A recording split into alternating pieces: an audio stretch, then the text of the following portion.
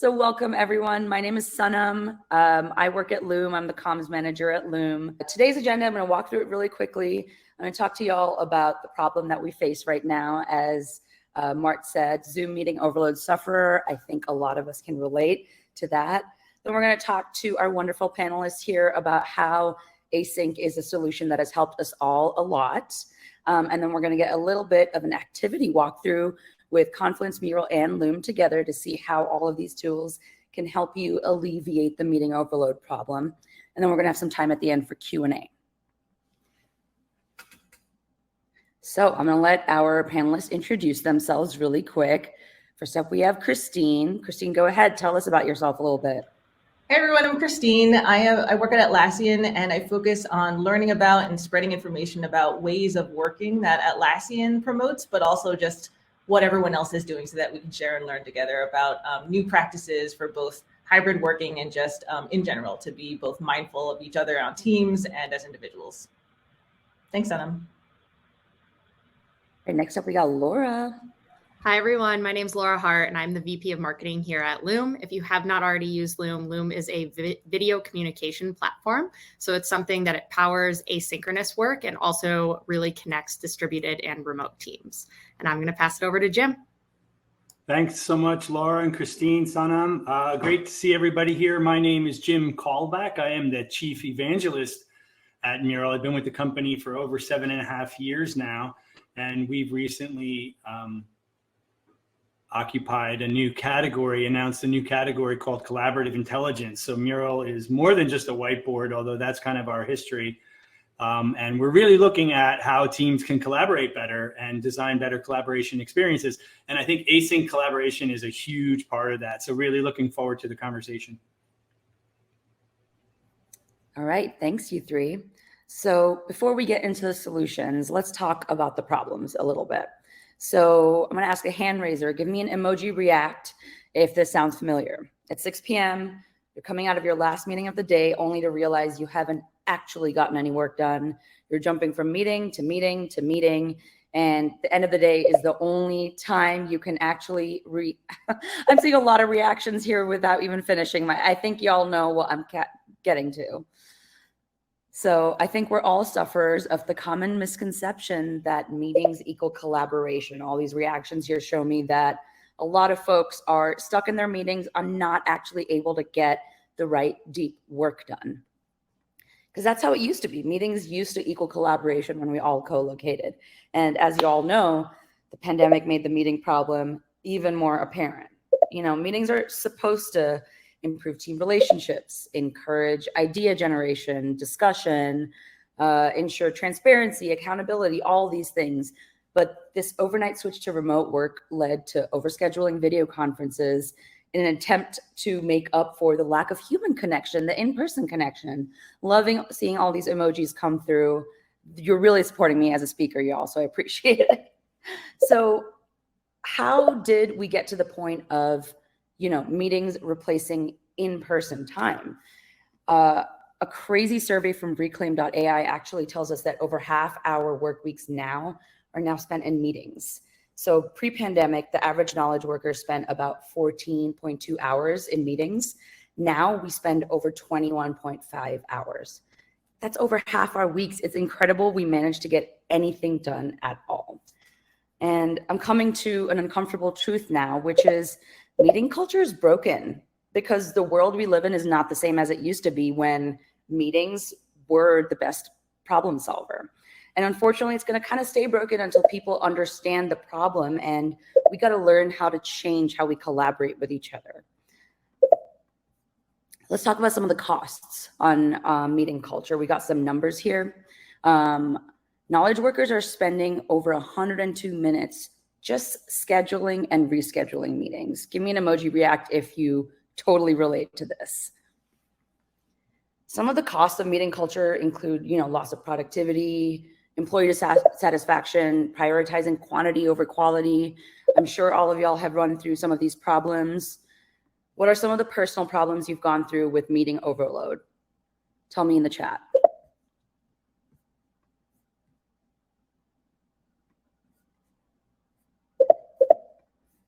Burnout, that's totally real. struggle focusing. Context switching is a big one. I think we're going to talk about that a little bit later. No time to do the actual work. Absolutely. How do we act on action items for meetings? That's totally true. We're going to talk about all of these and more today, and hopefully we're going to bring y'all some solutions to that. You've probably heard many solutions and tips before and still struggle to rein in your meetings, because the real issue isn't lack of knowledge or the wrong tools. It's human psychology. We're sort of working on ways that we knew how to work before. So part of today is going to include sharing ways that leaders can learn to collaborate, that make teams happier, that make teams more effective and more productive, and give you that time back in and out of meetings. So if I could go back to the numbers on meeting really quick, because these are kind of crazy, and I'm sure y'all already know this, but the reality is there is a huge impact on the business as well. A recent Loom survey found that knowledge workers, like I said, are wasting 1 hour and 42 per week simply scheduling and rescheduling, but the dollar value of that, it's costing businesses $1.85 billion weekly. That's an insane amount of time spent on simple administrative tasks of rescheduling and scheduling meetings that we're not even sure are effective at the end of the day. This number is even more staggering when you consider that 70% of senior managers in a separate survey considered meetings a waste of time. I know all of us had felt that at one point or another. And 67% of employees think meetings keep them from completing important tasks, which a lot of you have also shared with us today. Yep. The stress of a live video conversation, Zoom fatigue, is too much for some people. Nearly 62% of office workers admit to multitasking during video calls because there's no other time to do the work. 28% even do it on calls they're expected to speak in, which is crazy. Absolutely, Heidi, you have to. You're expected to respond instantly to Slack messages. Oh no, Spencer's asking if anyone still has their Slack open. Luckily, I have mine off. I really hope all of y'all get a moment to be able to immerse yourself, because we're really gonna get to how all three of our tools can help you alleviate that. So as I mentioned before, what's broken is that it's not the wrong knowledge or wrong tools, it's human psychology. So let's take a step back and look at some of the specific psychological reasons that are contributing to this meeting culture. So there's no one reason why meeting overload is happening. It's a result of several factors, including habits, perceived or real urgency, leadership expectations, and more. In an article on the psychology of meetings, the Harvard Business Review names FOMO as a powerful motivator. I know it's a powerful motivator for me. And then another thing is, whether right or wrong, in a primary digital environment, visibility in meetings is considered a way to show competence and commitment, which is really not fair when you don't really need to be in a meeting for any particular reason except an update. Another reason is that set meeting times kind of act as external motivators to hit a deadline or provide a significant update, a sort of accountability device. And for many teams, meetings have become a catch-all solution for every problem, task, or project, everything from status updates to sprint planning to heavy-duty brainstorming exercises. And not only that, they have to balance different working styles, locations, inclusion, drive democratic decision-making, build camaraderie, and that's a lot to ask for any tool, no matter how powerful to handle.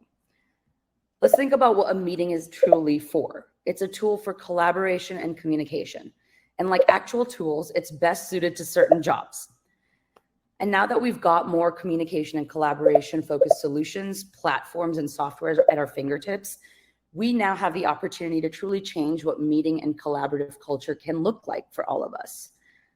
And so the solution that we think has helped us all a lot is async working. So in this webinar, we're going to show how async work is one of the many solutions to roadblocks organizations currently face, how it comes to life in an organization, and what strategies we can share for making the most of async to create balance, not only in your work, but also in your life. So I'm going to reintroduce our panelists now, Christine, Laura, and Jim. We're going to go through a couple of questions here, and then we do have time for some Q&A at the end. Hey, Sonam, we are getting a little bit of feedback, I think, from the chat. Do you have your chat muted? I do now. Thank y'all. All right, chat's back on, everyone. Keep typing. Cool. All right. So I'm going to kick it off to all of you first. Jim, why don't you start off for us? What's the difference between working sync and async? Yeah, I mean, I think there's a couple of differences. The big one, though, is just your orientation to time. That with async, you can time shift, right? It's kind of like the TiVo of work. That you can do even though you're collaborating, that is 2 or more people coming together working towards a common outcome, you can do that, but you can do that on your own time. So when we talk about synchronous collaboration here, we're talking about real time like we are right now, where asynchronous would be you're collaborating. So it's not just doing your own work, it's working on towards a common goal, but you're doing it on your own time. Thank you. What about you, Christine? What do you see as the difference between working sync and async? Yeah, I agree with that. What Jim said about being able to do things on your own time. I mean, time is a variable, but also being able to be flexible enough to accommodate different work style types and preferences. And if you're a deep worker person or you like to collaborate, async work allows you to make a lot of choices on when, where, how, and then when you come back to the group, that's when everyone's using the same tools, is having the same view and having the same time to talk.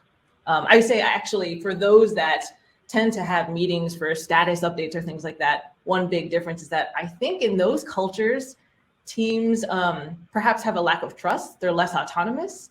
And when you're working async under different work streams or on your own time with that flexibility I mentioned before, that's a culture of trust. That's a culture of I don't need a meeting just to make sure that everyone did their part or is just to share their work and hold people accountable. If you can hold yourselves accountable on a team and you trust each other to do that, you should be able to work async and not have to rely on those meetings as a crutch.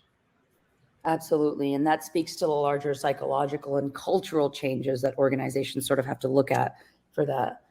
Laura, we work async at Loom. I'd love to know your POV on when we should use one over the other. Yeah, I mean, I'm just going to echo what everybody else has already said too. Like sync to me is like a game of ping pong, right? So it's instantaneous, it's back and forth. There's an immediate response expected, or you are like losing the game, so to speak. We're feeling that in the chat because we all have Slack turned on. We did have this notification bell turned on. We all feel like we have to be paying attention and turned on all the time. So while sync is great for being really productive, for making decisions, for like getting the attention of people, it's exhausting for us. So asynchronous is incredibly important to invest in. Though so many of us default to sync time, the actual effort of getting people to move to async is exactly what Christine said. It's a lot of trust and accountability. I saw that in the chat too. Like, how do you make that transition? The only way to make that transition is really from the top down. You need your leadership, you need your exec team to all buy in and enforce asynchronous workflows. Otherwise, it doesn't work. And you end up in this like not trusting culture of sync communication only. And that's your default style because you're expecting immediate responses all of the time, which is just not a sustainable way of working, particularly as we move to hybrid and remote environments. Yeah, Christine, I'd also love to know your POV on how you use one over the other. Are there specific instances? Yeah, I would add really quick too to what Laura said about, I think someone had a question, how to transition. One other thing to think about too is reinforcing that async is a way for people to actually engage. Refer to it like, oh, I saw on this person's page, or I saw in the comments back and forth, oh, so-and-so reacted. I really liked that. The majority of our team already pinged and thumbs up to that last page or someone's decision. And I think the more it's reinforced, again, to Laura's point, whether that be senior leadership top down or just among your own teams, that's a way to show like, oh, if you're not doing the thing that's being referred to, you're not in it with everyone else. And I think that normalizes the process. And then to answer your question, Sanam, in terms of how it shows up at Atlassian, I mean, I think async is almost a default way for us to work, and we only meet when we absolutely have to come together. And to give a really specific example, I think, you know, Atlassian isn't a small company. I mean, we have a ton of very opinionated people, and sometimes it's hard to know who benefits from what information at which phase of work. And so one tool that we use, Confluence, is not just a place where we can bring all of our different tools and async platform communication platforms together, but it's a way for us to blog and share information about what's going on in our specific teams. So I may not know, let's say all of us here on this panel are working on a project, which we kind of are, it's this webinar. We could technically blog out like, oh, I've been working on this thing, I learned this about our past webinars, let me put a page together and share it to everyone. I don't need to hold a meeting to walk through exactly what you could just read on your own time. I can package it all up in Confluence. I can even ask through, actually, we use both Loom and Mural in Confluence, and we'll see that in the activity later, to voice over it. You can have the actual animation on a page. You can ask for other people to contribute in different ways, not just through the Confluence tool, but through Mural or other integrations. And when we use async collaboration, we're using it to get information out to people and not have to know who needs to see it and when they see it, because they can all make that choice on their own time. So I think at Atlassian, we heavily rely on async collaboration to get people to engage on their own. And again, it goes back to that trust idea. If you are an engaged and invested team member, you will consume the content that you think is relevant to you and engage with the teams that you think you should be working with. And it's a way to kind of connect everyone without forcing everyone to show up at the same time to ask, is this the right group? And I love it. Like, I don't know how to work any other way now other than sharing pages in Confluence and sharing content for a lot of people to opt in or out as they choose. Totally. It's really such a confidence booster as well when you realize that your roles, as you work async, you are focusing a lot more on where you're actually needed, which just allows you to do deeper work and better work. Jim, can you talk a little bit about how async is brought to life at Mural? Yeah, sure. I agree with Laura that if you have a top-down, either formal or informal effort or approach to it, and luckily here at Mural, our leadership team, including our CEO, demonstrate the behaviors that are expected of other folks. In particular, using Loom. And there's even kind of unspoken rules around how long a Loom video should be. And if it's too long, then somebody will say that's too long, and things like that. But it is, I'm glad we're framing this as a psychological or behavioral problem, because there are habits that people have, and it really is about changing the habits. Yeah, the tools are there and the tools affect the behavior, but the hard part is really changing behavior. And one thing that we've started to do is just set expectations around how you're communicating, and even writing that out in words. So you can create a team agreement and say, we're going to communicate all status updates via Loom or on Slack or something like that. But even then, it still might be hard for some folks to switch their mindset. So just a quick tactical tip. One thing that I've seen done here at Mural is, at the beginning of a synchronous meeting, if there's async material, like a Loom video or a document to read on Confluence, we'll actually take the time together to do the async work in real time. Now, that might sound a little bit weird, but it's a transitional type of thing, because if you do that a couple of times, the team's going to know, oh, before I go to that meeting, I gotta read the material, right? And you can actually build that habit up synchronously. Again, that might sound weird, but we spend the first 5 minutes of a meeting and everybody's watching their own Loom videos at independent speeds and times, right? And okay, did everybody watch that? Now let's have the conversation. So that's just a way to help with that habit forming in the transition. Well, I don't know that's if that sounds weird to you, tip. Laura. Yeah. Yeah, I'm excited to jump in. I mean, these are all like fantastic examples of the ways async comes to life. And at the end of the day, it's going to be used kind of differently for every team. Like the way that an engineering team works is going to be really different from your people team, et cetera. So we could go on kind of limitlessly on all of the examples of how this is brought to life. For me, as we're just on this topic of behavior change, I'm going to like really latch on to that. So the only way to get people to change their behavior is by getting it to benefit them in some way. You're delivering them something that they want. So an example of this is I worked really closely with our sales team to launch all of our marketing programs, to get them to buy in and invite people to my events. And I found that probably 90% of my job as a remote worker was just repeating myself 40,000 times a day. So one of the ways that async has benefited me, something like a Confluence, is I can document all of my projects that I'm working on. I can record and embed a Loom into that document that goes over it.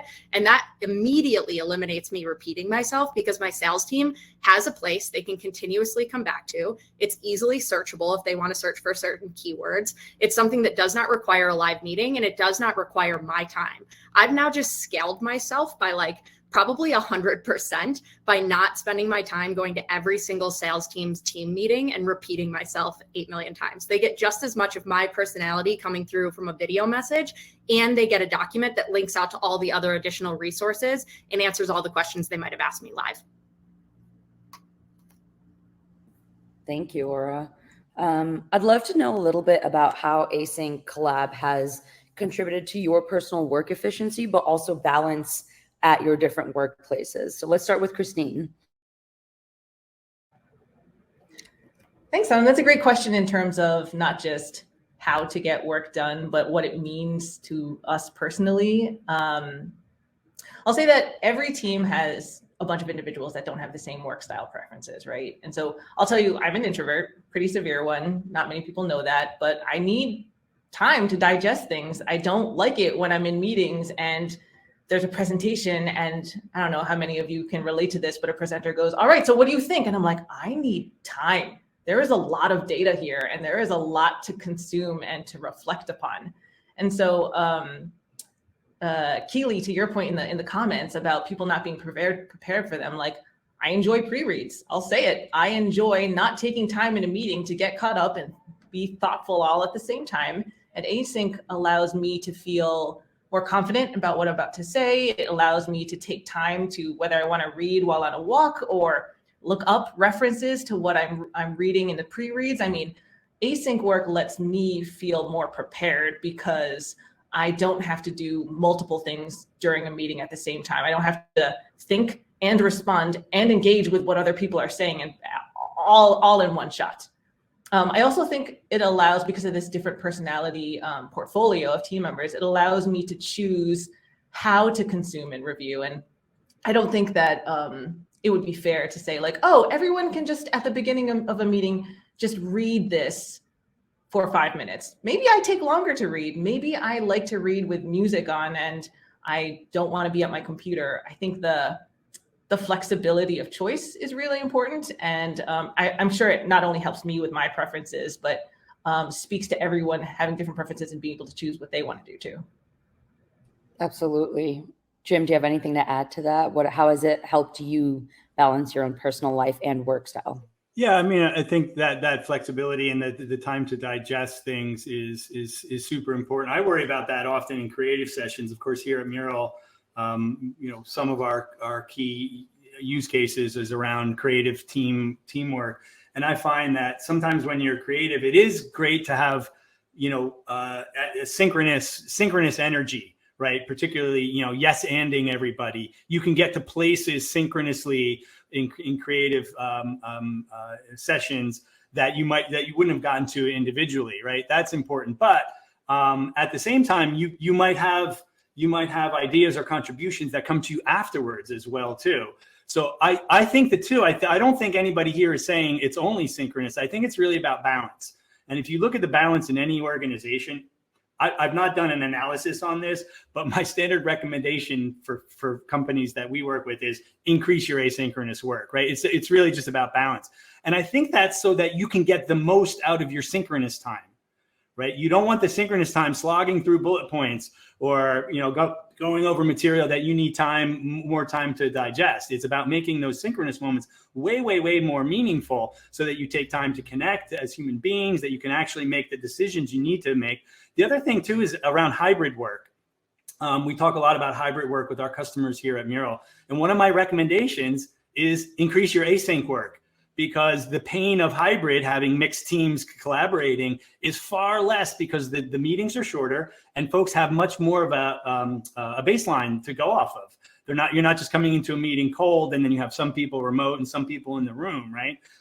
So I think it's ultimately it's about a balance so that you can address different styles of communication. Think about language as well too. Not everybody's a native English speaker, and a synchronous conversation goes by really, really quick for somebody for English is a second language as well too. Diversity of perspective, even gender issues as well too. Can be overcome, right? There's lots of studies that show that men tend to dominate and interrupt more than women. If you're on a hybrid call and you're a woman, it's really hard to jump into that conversation then, right? If it's a room full of men, just for an example of gender equality as well too. So a lot of these issues can be addressed with async, but it's not about removing synchronous. It's about getting the most out of your synchronous time and letting everybody speak. Whether it's in a comment beforehand or during or afterwards even, right? And by the way, the afterwards is really important. We were kind of talking about preparing for synchronous meetings, but it's how do you keep the momentum going is also a really big task. And I think we'll talk about that a little bit. Absolutely. Thank you, Jim. Laura, is there anything else to add? I'm just going to keep circling back to like behavior change is by getting people to like really latch onto those currencies. So we all talk about the things that matter the most to us, but as leaders here on this call and the leaders that we have in the chat, like I keep seeing people like, how do we enforce this with our teams? One is through like positive reinforcement. So really celebrate when people are leaning into not just asynchronous work, but making space for their own flexibility and schedule. Like so-and-so didn't feel well today, so they actually signed off and took space to rest. That's something that should be celebrated, not somebody pushing through like having the flu. You can work asynchronously, you can digest information on your own time when you're feeling better. The time to push is not like when you're sick or when you need to make your children dinner or like if you just need to take a walk during the day. The company has no use for a half-baked you. And the best way to get to a full-baked you is by doing work when you're most productive. So how do we really instill the culture and teach that practices to people? So when we talk about the value of async work, it's giving people back the currency that matters most to them. That might be speed, that might be productivity, that might be time back, that might be connectedness, that might be like, I'm a woman, to Jim's point, and I tend to get overrun by men in meetings when they're live. How do I make sure that my voice is seen and heard? And being able to really tell and show that value as a leader is going to be super important. Now, I recognize that of the 300 people that are live on this call right now, like maybe not everybody has the privilege of being in like a VP position at their org right now, but there are ways to work with your leaders and to elevate that as well and to elevate it amongst your peers. The reason that, for example, a tool like Slack was successful is because from the bottoms up, there was like, you can take this tool away from me when you like pry it from my cold, dead hands. There is definitely something to that, and leading and like managing laterally too, to get behavior changes that you need as well. It is just a little harder, but if you can get a mentor or somebody on your side that's in leadership, that'll be the fastest path forward too. I'll also add, in addition to that, first of all, +1 to every one of those suggestions for behavior change. I have found that in a lot of teams, whether that be at Atlassian or a lot of our customers, a lot of teams that like to do little by little change. So some teams adopt a new culture and that spreads. What's helped is accountability and setting up expectations before and then reinforcing after. So what I mean by that is, if you want people to do a pre-read and you're asking them to do it in a couple of days, actually asking everyone, hey, I just need a thumbs up or a thumbs down. Is everyone okay with doing a pre-read in 2 days? Is that not enough time? If everyone's like, yes, I'm going to do it, come back in 2 days and say like, thanks for agreeing to this. I just want to make sure everyone had enough time and so forth. And if they didn't, then you'll learn. And if they don't think it's enough in 2 days, they'll say like, could I have a little bit more? Especially when people push the deadline or ask for a certain amount of time. They are now signing up for that. They have raised their hand and they are committing to that time. And I think the more that happens, the more these reminders, both before and setting up the expectation, and then after, when you say, thank you for taking the time when we agree to do it after a week, that kind of puts people on the spot because they are now participating in the agreement of what the async work is. Absolutely. I would just, before we continue, I'd love to ask people, we want to answer all of your questions, so please drop them in the Q&A at the bottom. We can't keep up with all of the questions in the chat, and we'd love to have a conversation with you all about it. So we've spoken a little bit about, the psychology behind it and the human-centric portion. Let's talk a bit about the practicalities. So Christine, would you be able to tell me, like, what is a collaboration stack and how is it used? Sure. So a collaboration stack are all the tools that you have for your team to communicate fully with each other. For us at Atlassian, the best stacks have tools that integrate with each other, so you're not having to context switch from one tool to the next, but they all kind of play together no matter what. And Atlassian, Confluence is really seen as the foundation for all of our integrations. I mean, it's where we embed all of our Jira tickets, our Trello cards, both Loom and Loom videos and Mural boards. You can even import media or HTML widgets within our pages. And when you can have this stack of all these tools in one place, you can then get all your updates at the same time. So in the same way that like we're advocating for flexibility for async work, a collaboration stack is also flexibility of using a lot of different things. And at Atlassian, we like to consolidate all of those different things in one place, i.e. Confluence.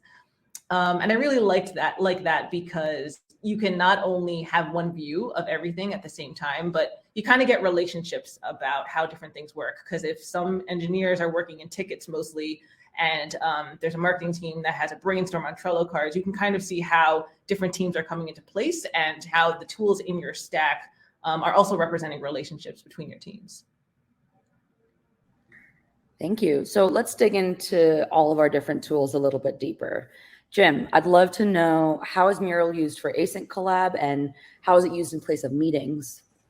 Right. I actually have an example here where I'll talk about both preparing for synchronous collaboration, again, trying to get the most out of that sync time by letting folks contribute to a Mural canvas in advance. And when I do workshops and even meetings, I'll set up places that are crafted in a way for folks to contribute at their own time, so that you have a base of contributions before you get together. And you can even start to workshop those, like start to pre-cluster and things like that, so that when you're coming together, you're really just doing the creative part or the decision part, or connecting as humans as well too. It's another reason why, you know, we like synchronous, right? We like the connected humans. But you can prime the pump, so to speak, by having folks contribute right into Mural, particularly if it's going to be visual or kind of, you know, digital in terms of sticky notes, that kind of thing. Mural also has a commenting feature as well too. So what we find very often is folks having conversations at the point of content.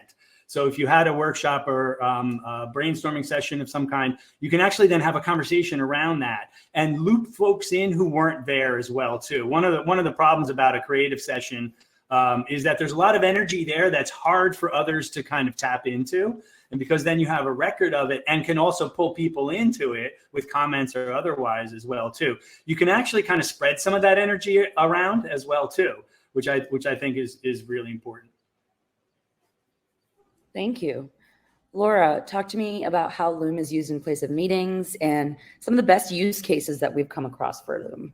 Yeah, I mean, I think we've hit on this one a lot, so I won't spend a lot of time on it, but I do think pre-reads to meetings make the sync time even more impactful. I think that's a key one. But our bread and butter really is like internal communication workflows. We are a globally distributed company, so being able to connect people across time zones without expecting somebody in Australia to work in the middle of the night, or without expecting people to have to like work during their lunch break or their dinner break or while they're making breakfast kind of thing. That is like a big way of bridging the gap of not having live meetings during those times. The other thing that we have talked about a little bit, but I don't know if it's something we've touched on as much, is like putting a big spotlight on people's work. So being able to celebrate without relying on having that company-wide all hands that happens once a month, or maybe your weekly team meeting. You can kind of drop in and celebrate successes and the smaller milestones leading up to those to really help make sure that your team is feeling appreciated. And a lot of that invisible work, or work that typically is invisible, is actually getting shown at the highest level. This is how we motivate our employees. This is how you help retain top talent too, is by like celebrating the small wins and bringing that work to the front, which is something that's really challenging to do in sync meetings. Like, your IT people are the backbone of your company, but how often are you celebrating their successes or how quickly they're moving through tickets? That's something that can be done pretty easily with Loom in loud and public channels.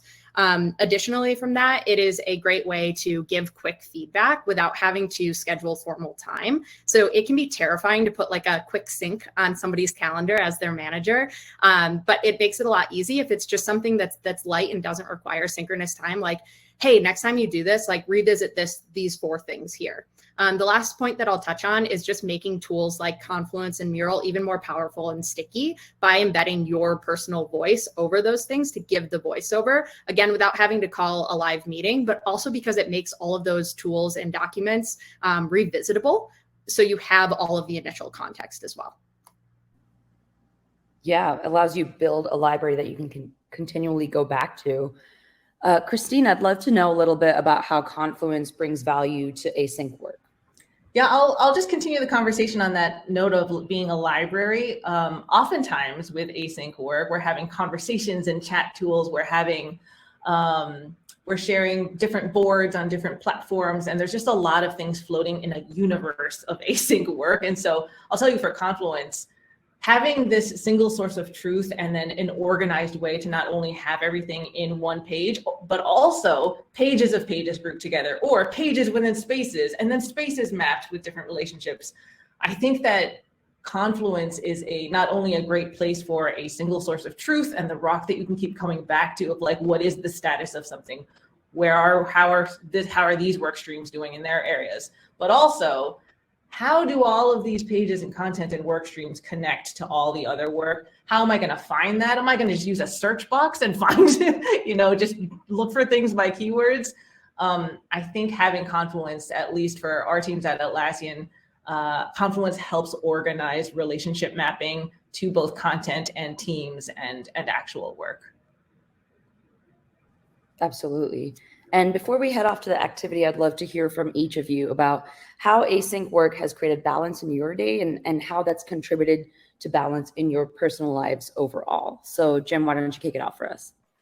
Yeah, I mean, a lot of things that we mentioned around flexibility and giving choice and different styles of thought and communication and diversity of perspectives.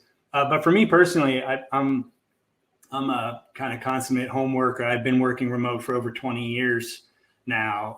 And, back in the day, it was conference calls. We used to have to dial into a conference bridge. And now, of course, it's Zoom and all these other conferencing solutions that we have. But I think having those, that center of gravity that Confluence brings, and having the ability for me to talk personally through Loom and the ability to collect and gather information through Mural makes it just much richer, right? So for me, I'm able to remain the flexible lifestyle that I want, but still feel connected to my teams and still feel connected to my projects as well too. Because I think that's really important. Back in the day when I put a headset on and dialed into a conference bridge, it was pretty thin in terms of the signal that I was getting.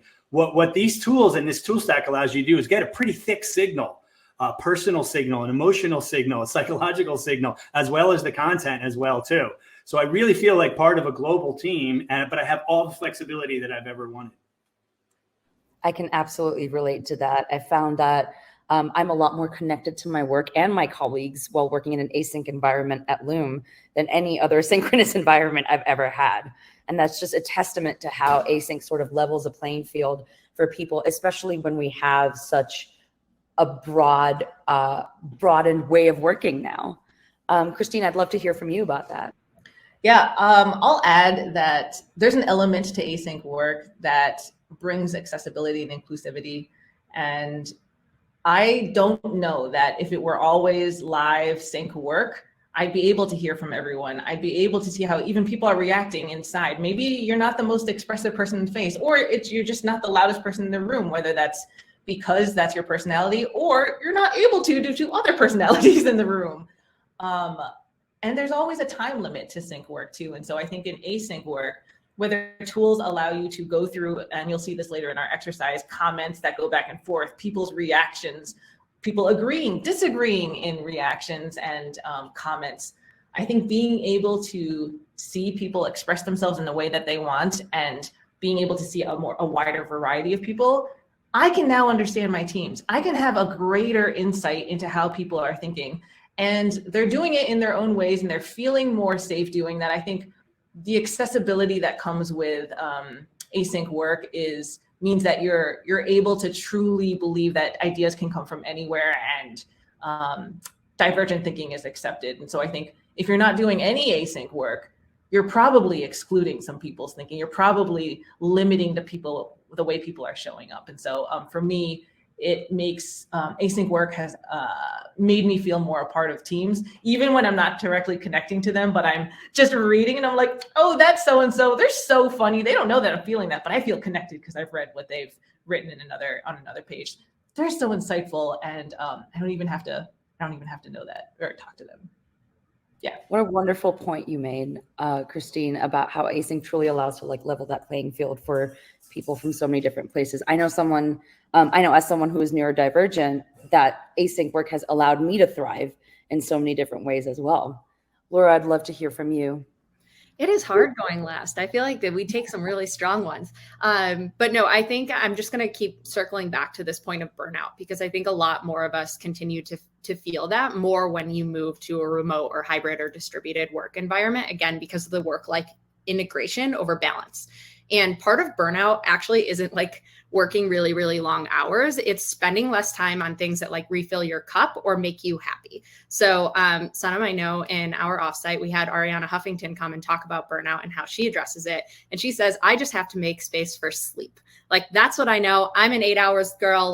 That's what I need every night. And I need somebody to hold me accountable to make sure I'm getting that. Otherwise, I'm not giving the company what they need. And ultimately, I end up not liking my job, which was something that I liked before. So how do we actually go ahead and make space for the things that give us joy and bring us value in our life? And asynchronous work, because of the flexibility it provides, allows us to do those things. So for me, it's getting outside, it's moving my body, it's reading, it's probably sleeping to some degree, and it's cooking. But with being able to actually spend the time where I can go to the grocery store in the middle of the day and pick up the best ingredients and make an awesome dinner for my family and friends afterwards, I can do that because I'm not in back-to-back meetings. And that's really challenging when you are, and there's no solution to getting out of them and still being able to digest that information or give back an output that you were being held accountable to deliver. Absolutely. Async really allows all of us to have a more human-centric perspective to our work. And I think that's what a lot of us felt like was missing.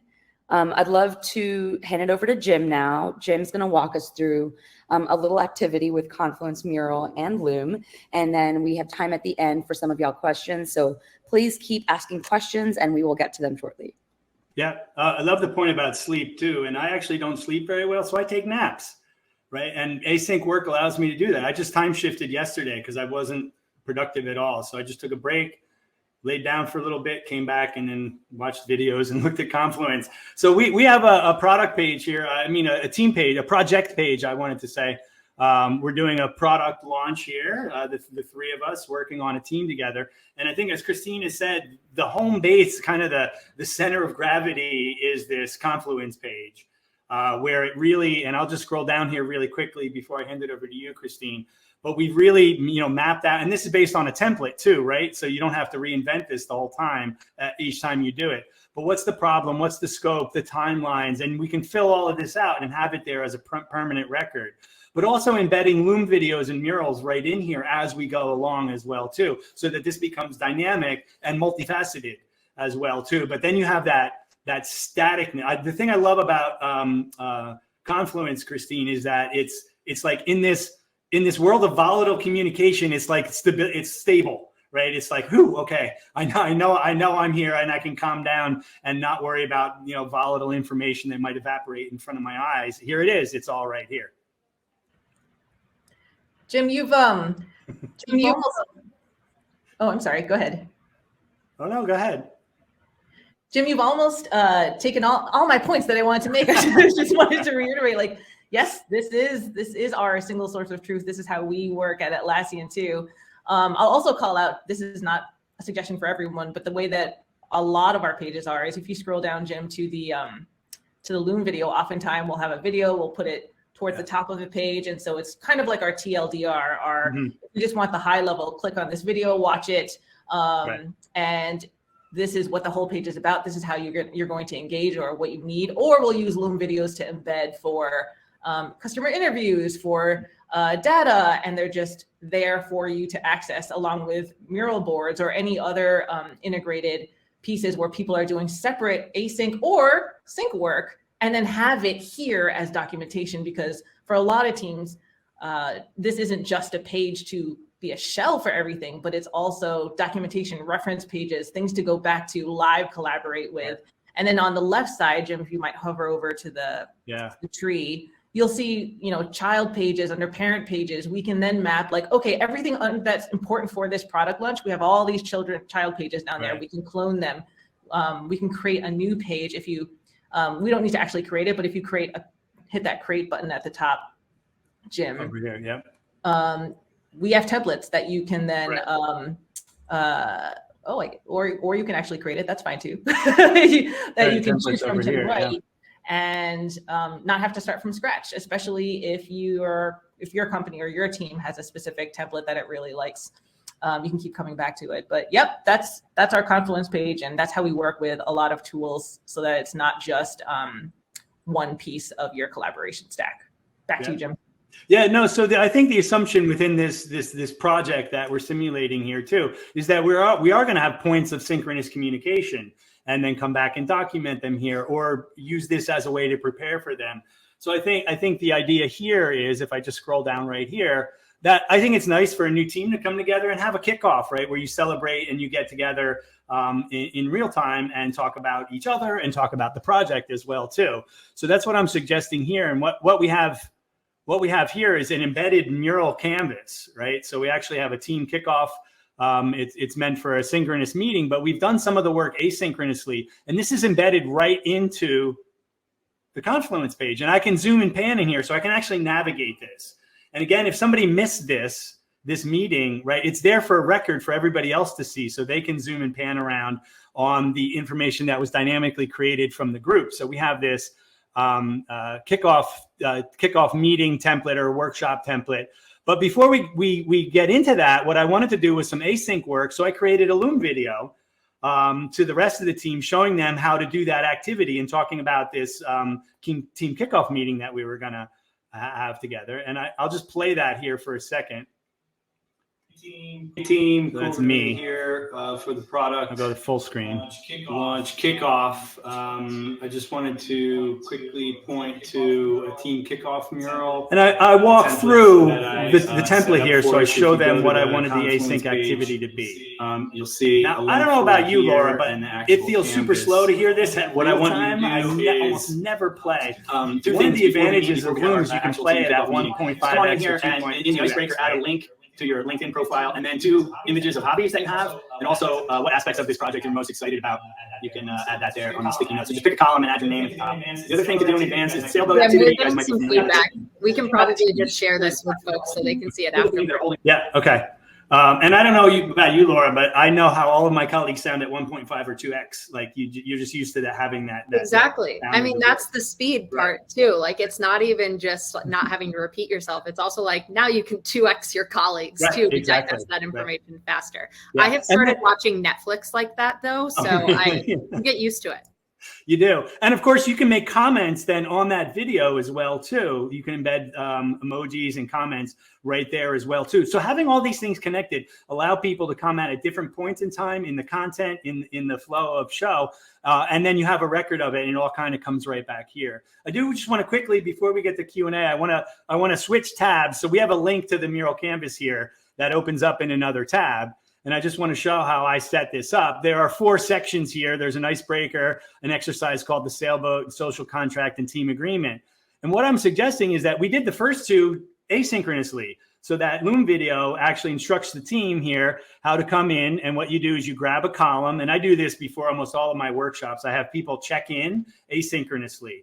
Put your link or your photo at the top, respond to a few prompts. They can be personal, but it can also start getting into the content. Like, what are your top questions about this project, right? So you can have a multifaceted contribution here. And this isn't just consuming other people's content. You're actually asking the team, now let's create content together asynchronously as well, too. And I think that's, to go back to your other question there, Sanam, Mural is great to gather content from the team dynamically, asynchronously as well too. So we each came in here and filled this out, and that gives me a peripheral sense of what's going on. So without having talked to Laura, I know she likes reading and hiking, and I even put this little nice photo here over on Christine's thing. So we can start commenting, interacting before we get into our real-time session. I would actually take some of those video photos, I meant to say, and maybe make a little game at the beginning of our synchronous session, like guess whose hobby this is, or something like that. And because it's visual, it's very expressive and emotional. I think that's actually me playing bass here. I have a bass over in the corner over here. And then I also asked the team to do a sailboat activity, which is, if you think about our team and our project, what's holding us back? Those are anchors. And what's moving us forward, those are wins. So this is a little method. It's a little fun activity to kind of get the pros and cons of the team out. And again, you can do this asynchronously. You can even do this anonymously. We didn't talk about anonymous contributions, but that's interesting as well too, because I've done this exercise where you have anonymous contributions, and you get some anchors that you might not expect, right? There as well too. So those are two activities that I asked the team to do in advance. What I would then do during our synchronous call is I would cluster these sailboat, the wind and the anchors, cluster those and then talk about them, but then also go on to form a social contract. Now that's something that I feel needs discussion. Like, what do we agree? Because you're trying to come together as a team. Like, what do we agree on what are our ways of working together, right? You could do some of that async, but I feel like that needs some clustering and voting and things, and do that in real time, so that you end up with a team agreement, what I call a team agreement. This is just the start of one. When we're going to schedule meetings because of time zones, how we're going to use Confluence, how we're going to use Loom. And as I mentioned, Mural has a commenting feature here too. So Christine and I actually had a little conversation here asynchronously, and that's great to keep the momentum going afterwards as well too. And you might be saying, well, Jim, I got Slack and I got all these other tools. I don't want another place to comment. But if you go back over here, it's all right here now on Confluence, Christine, right? Because now that whole conversation, I can bring other people into that part of it. They don't have to see the whole project. They can see that. I can bring them in, and then it's anchored back here on Confluence. Thank you, Jim. That actually answered a couple of the questions that we had in the back. So thank you for that. I'm seeing a couple of themes come out in the Q&A. So one of the first ones is a lot of folks are seeking to understand, how do we keep like a unifying documentation process? Because with so many different tools, things are kind of all over the place. And especially when you're still using sync tools like Slack, for example, how do we sort of unify everyone around making teams work async?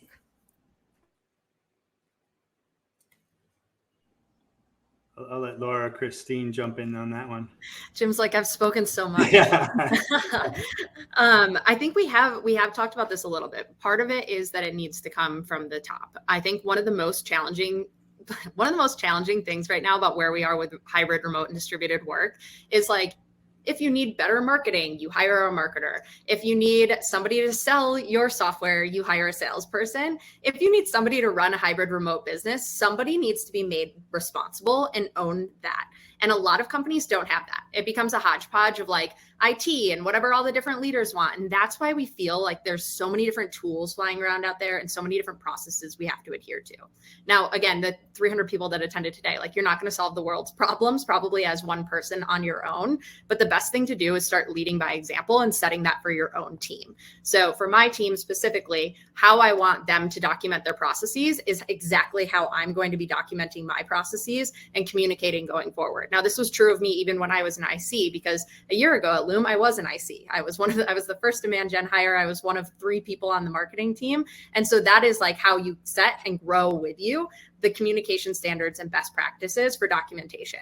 The other thing is by like leaning into what hurts other people and solving those problems for them through effective documentation, collaboration, and communication. Because while doing those things really well is more work upfront, ultimately it solves a lot of problems for you and your teammates down the line. And frankly, most problems can be solved by more effective communication. And that comes through best practices and documentation. And that's how you're going to move up in your career. That's how your team is going to hit your goals. And that's how you're going to move your business forward to hit the bottom line.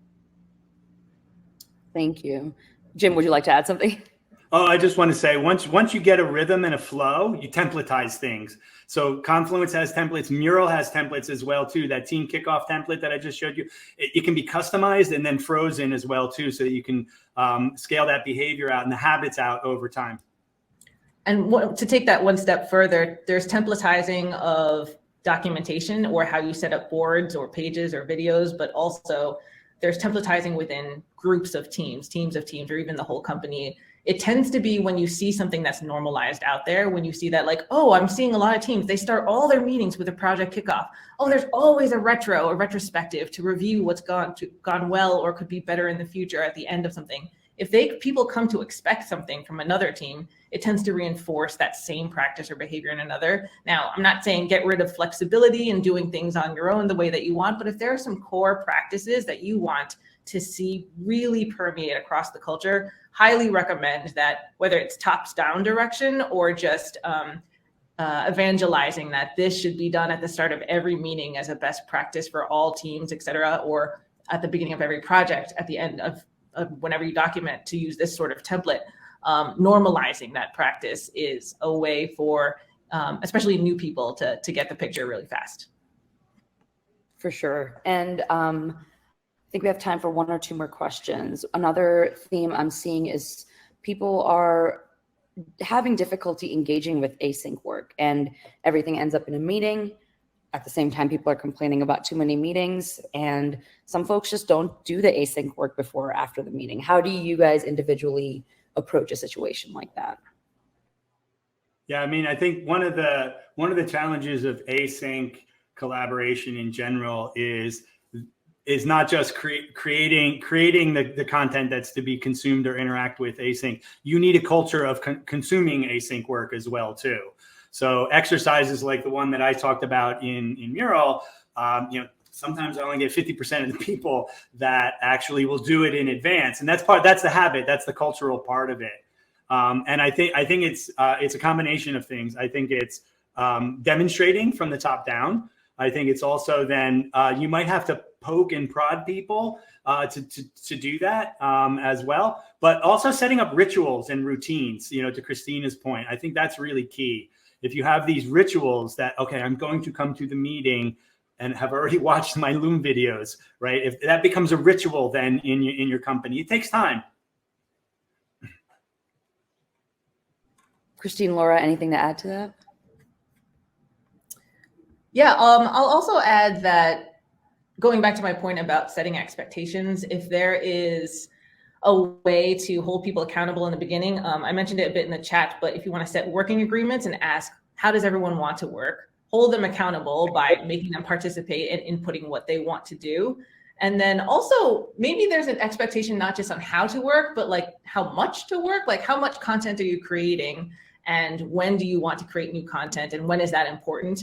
There's something that if everyone on this webinar saw Sanam in the beginning kind of go through the agenda and what was happening with all the stats that Sanam was pulling up, that's presenter mode in Confluence. And there's a way to kind of spotlight which content on the page when you're in presenter mode to pay attention to, or a way to reduce, like, oh, the stuff that was presented in presenter mode is the only thing that's important for you to take away after this meeting, or something like that. Or labels, whether that's on a mural board or something else of this is archived, or this is new, this is the latest version as of this date. That's also helpful to kind of organize content as well, for not over creating and kind of paying attention to which is the most recent content. Absolutely. Laura, if you have nothing to add to that, I think I'm going to let folks head off to, unfortunately, seems like their next meeting. But thank you everyone for tuning in. We will be following up with a recording, so folks who couldn't join can watch asynchronously. And if you do have any questions, please reach out. Thank you so much for joining, and thanks to all of our panelists. Thanks, everyone. Thanks for being here. Thanks so much for having us. Hope you can cancel a meeting.